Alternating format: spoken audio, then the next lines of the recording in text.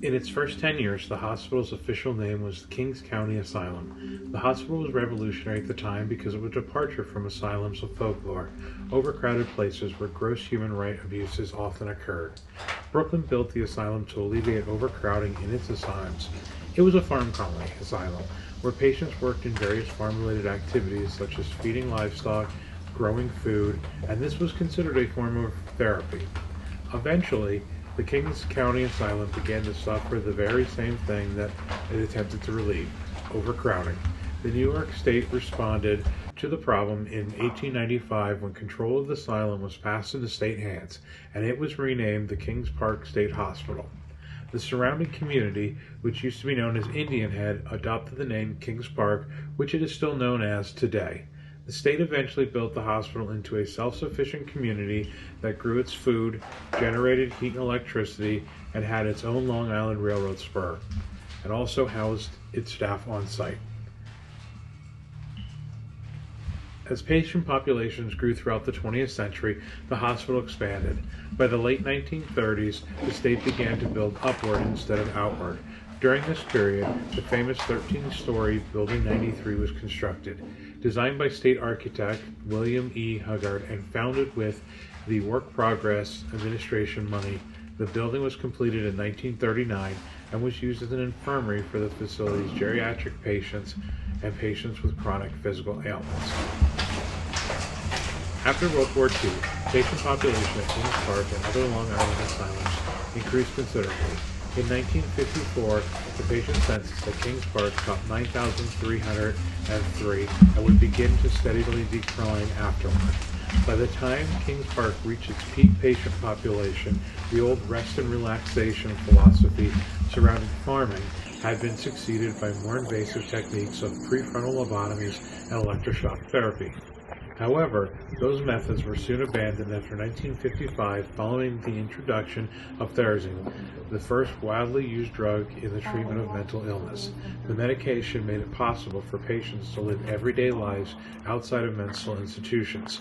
The need for extensive facilities such as King Park diminished, and the patient population began to decrease. In addition, activists worked in legal suits throughout the 1970s to reduce the patient population in significant institutions, arguing that people could be better supported in smaller community centers.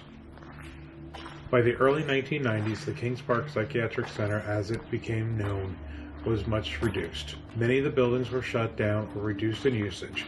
This included the massive Building 93. By the early 1990s, only the first few floors of the building were in use. While many patients were deinstitutionalized and extensive facilities were closed, there was a shortage of smaller community centers that were never developed in the needed number. This resulted in many mental ill patients being caught up and retained in jails and prisons because of difficulties in dealing with the world. Many people experience homelessness in urban areas, and mental sick people with chronic illnesses who have difficulty keeping up with medication regimes or resist them. In response to the declining patient population, the New York Office of Mental Health developed plans to close Kings Park and another Long Island asylum, the Central Islip Psychiatric Center, in the early 1990s. The plans called for Kings Park and Central Islip to close and the remaining patients from both facilities to be transferred to the still operational Pilgrim Psychiatric Center or be discharged. In the fall of 1996, the plans were implemented. The remaining Kings Park and Central Islip patients were transferred to Pilgrim, ending Kings Park's 111-year run. Since the hospital closed its doors in 1996, trespassing has become a significant problem at Kings Park. As paranormal enthusiasts, amateur writers, and photographer hobbies visit the grounds. Additionally, Kings Park's reputation on Long Island is being haunted. Vandalism has increased dramatically in recent years, with the interiors of buildings 93 and 7 being the focus of heavy graffiti. I have seen many photos of Building 93 over the years.